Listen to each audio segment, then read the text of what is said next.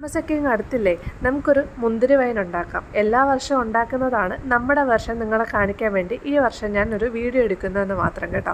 2 kilo മുന്തിരിയാണ് നമ്മളിവിടെ എടുത്തേക്കുന്നത്. പക്ഷേ അത്രയൊന്നും നമ്മൾ യൂസ് ചെയ്തിട്ടില്ല. കാര്യം നമ്മുടെ ഭരണി എന്ന് പറയുന്നത് ഭയങ്കര ചെറിയ ഭരണിയായിരുന്നേ. അപ്പം മുന്തിരിയും പഞ്ചസാരയും കൂടെ ലെയർ ബൈ ലെയറായിട്ട് ഇടുക. ഇതിൻ്റെ മെഷർമെൻ്റ് ഒന്നും എനിക്ക് കൃത്യമായിട്ട് പറഞ്ഞു തരാനൊന്നും അറിയത്തില്ലേ. അതുകൊണ്ട് നിങ്ങൾക്ക് കാണുമ്പം ഏകദേശം ഒരു ധാരണ വരും. അത്രയൊക്കെ തന്നെ ഉള്ളൂ കേട്ടോ. ഇത് വളരെ എളുപ്പ പരിപാടിയാണ്. പക്ഷേ ഈ ഡെയിലി ഉള്ള മിക്സിംഗ് ആണ് കേട്ടോ ഇതിൻ്റെ പാട്.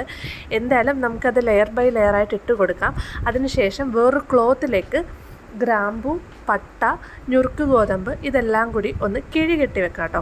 വെള്ളത്തുണി എടുക്കാൻ ശ്രദ്ധിക്കുക. നമ്മുടെ കയ്യിൽ വെള്ളത്തുണി ഇല്ലാത്തത് കൊണ്ട് നമ്മൾ യൂസ് ചെയ്യാത്തൊരു കർച്ചീഫാണ് കേട്ടോ ഇവിടെ എടുത്തേക്കുന്നത്. അങ്ങനെ ഇതൊക്കെ ആയിട്ട് കിഴികെട്ടി വെച്ചേക്കുക.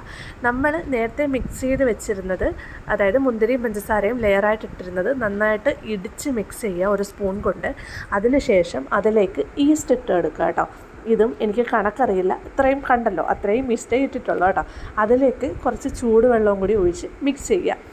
എന്നിട്ട് വേണം നമ്മൾ ആ നേരത്തെ ഉണ്ടാക്കിയ കിഴിയില്ലേ, അതൊരു കുഴി പോലെ കുഴിച്ചിട്ട് അതിനകത്തിട്ട് ഇട്ട് വെക്കാൻ.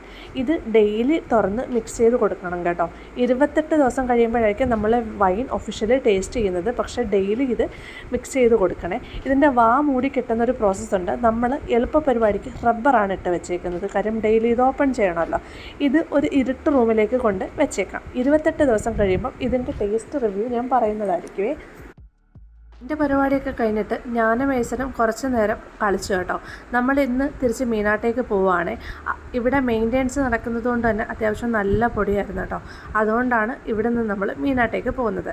നമ്മളെ പിക്ക് ചെയ്യാനായിട്ട് വാപ്പായും അക്കുവാണ് കേട്ടോ വന്നത്. ഉമ്മായും ഞങ്ങളെ കൂടെ വരുന്നുണ്ട്. നാളെ രാവിലെ ഉമ്മ തിരിച്ച് ഇങ്ങോട്ടേക്ക് തന്നെ വരും കേട്ടോ. നമ്മൾ പോകുന്ന വഴിക്ക് ഒരു കടയിൽ കയറിയിട്ട് ഫുഡൊക്കെ മേടിച്ചിട്ടുണ്ടായിരുന്നു. രാത്രിയായല്ലോ, ഇനി കുക്ക് ചെയ്യാൻ നിൽക്കേണ്ട എന്നുള്ള രീതിയിൽ. അക്കു എൻ്റെ ബ്രദറാണ് കേട്ടോ. വേറൊരു വീഡിയോയിൽ വ്യക്തമായിട്ട് ഞാൻ കാണിക്കാവേ.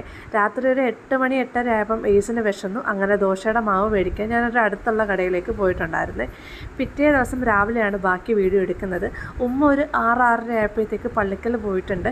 ഞാനൊരു 11 മണിയായപ്പോൾ ഏസിനെ കിടത്തി ഉറക്കിയിട്ട് എൻ്റെ ജോലികൾ ചെയ്യാൻ വേണ്ടിയിട്ട് പോവാണ് കേട്ടോ. വേറൊന്നുമല്ല, തൂപ്പും തുടപ്പുമാണ്. ഏസിന് എല്ലാം എടുത്ത് വായിലിടുന്നുണ്ട്. എപ്പോഴും ക്ലീനാക്കി വെക്കണം കേട്ടോ ഫ്ലോറൊക്കെ. അങ്ങനെ ഞാൻ നേരെ തൂക്കാനായിട്ടാണ് പോകുന്നത്.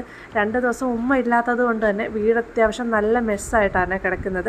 ഞാൻ തൂത്തപ്പം ഒരുപാട് പൊടി ഉണ്ടായിരുന്നു കേട്ടോ. നമ്മുടെ വീട് റോഡ് സൈഡിലും കൂടെ ആയതുകൊണ്ട് തന്നെ അത്യാവശ്യം നല്ല പൊടിയായിരുന്നു. എന്തായാലും തൂത്ത് വൃത്തിയാക്കിയിട്ടുണ്ട്. വീഡിയോ ഇഷ്ടപ്പെട്ട് കഴിഞ്ഞാൽ സപ്പോർട്ട് ചെയ്തേക്കണേ.